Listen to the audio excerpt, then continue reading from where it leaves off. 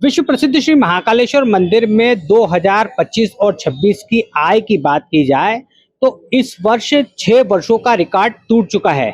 इस बार अगर बात की जाए तो लगभग बाबा महाकाल के भंडार पूरी तरह भर चुके हैं और लगभग 142 करोड़ रुपए की आय यहां पर हुई है। मैं आपको बताना चाहूँगा कि महाकालेश्वर मंदिर में वर्ष 2022 में प्रधानमंत्री नरेंद्र मोदी ने महाकाल लोक का लोकार्पण किया था। इस लोकार्पण के पहले की अगर बात की जाए तो महाकालेश्वर मंदिर में आने वाले लोगों की संख्या लगभग 40 से 50 हज़ार प्रतिदिन रहती थी, लेकिन अब इनकी संख्या में लगातार बढ़ोतरी हुई है और लगभग 2 लाख श्रद्धालु प्रतिदिन बाबा महाकाल के दर्शन करने के लिए आ रहे हैं। बाबा महाकाल के दरबार में आने वाले श्रद्धालुओं की संख्या में लगभग 3 गुना इजाफा हुआ है। इस इजाफे के साथ ही यहाँ पर अब तक जो दान आता था उसमें भी लगातार बढ़ोतरी होती जा रही है। कोरोना के समय में लगभग 9 करोड़ रुपए की आय मंदिर को हुई थी, लेकिन इस काल के बाद लगातार यह बढ़ोतरी होती जा रही है और इस वर्ष की बात की जाए तो लगभग 142 करोड़ रुपए की आय यहाँ पर हुई है। महाकालेश्वर मंदिर के प्रशासक प्रथम कौशिक से जब इस बारे में बात की गई तो उनका कहना है कि महाकालेश्वर मंदिर में आने वाले श्रद्धालुओं की संख्या लगातार बढ़ रही है। यहाँ पर लगभग 95 दान पेटियों के माध्यम से दान आ रहा है। यहाँ पर QR कोड लगाए गए हैं जिससे कि ऑनलाइन व्यवस्था के माध्यम से श्रद्धालु आसानी से यहाँ पर दान पुण्य कर सकें।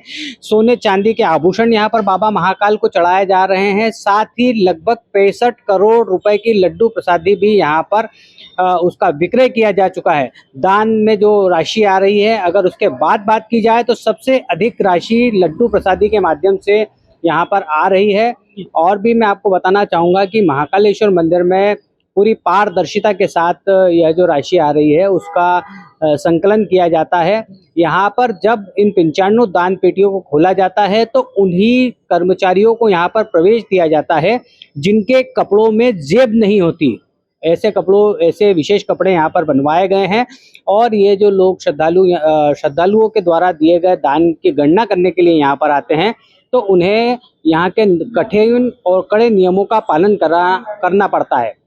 मैं आपको बताना चाहूँगा जहाँ पर यह जो राशि रखी रहती है वहाँ पर CCTV कैमरे लगे हुए हैं। साथ ही यहाँ पर जो सुरक्षा है वह भी इस बात का पूरा ध्यान रखती है कि दान में आए रुपए में किसी भी प्रकार की कोई गड़बड़ी ना हो। मैं आपको बताना चाहूँगा कि महाकालेश्वर मंदिर में इस वर्ष जो 142 करोड़ रुपए की दान राशि आई है वह एक बड़ी दान राशि है जिसका उपयोग महाकालेश्वर मंदिर में आने वाले श्रद्धालुओं की सुरक्षा व्यवस्था के साथ ही कुछ उन्हें किसी भी तरह से बाबा महाकाल के दर्शन करने में कोई परेशानी ना हो, इसके लिए यह राशि खर्च की जाती है।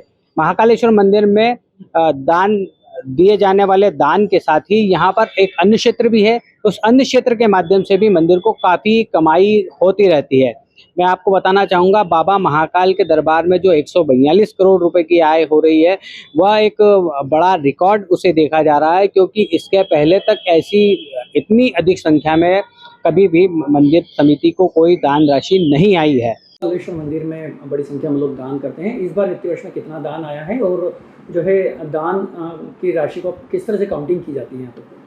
जी, इस वित्तीय वर्ष में कई मदों से जो दान राशि प्राप्त हुई है 100 करोड़ से अधिक की है। मंदिर में कैश और काइंड दोनों में ही दान आता है। तो कैश की गणना हमारे यहाँ पर एक स्ट्रॉन्ग रूम में कलेक्शन के बाद स्पेशल कैमरास की निगरानी में होती है। इसके अलावा जो काइंड में दान मिलता है सिल्वर या गोल्ड, उनकी भी हम इवैल्यूएशन के बाद में स्ट्रॉन्ग रूम में उनको होल्ड करके रखते हैं। सर, मंदिर में जो दान जब काउंटिंग होता है तो उसकी सुरक्षा के लिए जो गिनने वाले होते हैं, जो काउंट करने आते हैं, उनको किस तरह से रखा जाता है? कैसे वो अंदर आते हैं? क्या उनकी जेब तलाशी लेते हैं? क्या उनकी सीधी जाती, क्या होता है?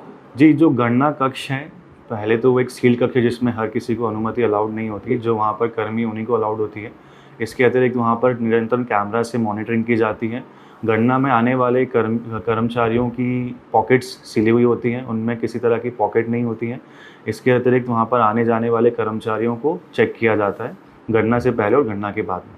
कौन कौन इसमें सर शामिल होता है? कौन गणना में कौन? सर, इसमें मंदिर कर्मचारी भी हैं, बैंक कर्मी भी होते हैं और सुरक्षा के गार्ड्स भी होते हैं जो कक्ष के बाहर सेवा देते हैं। आपके राज्य की खबरें, आपके शहर की खबरें सबसे पहले जानने के लिए देखते रहें अमर उजाला। चैनल को सब्सक्राइब जरूर कर लें और पाएं हर अपडेट।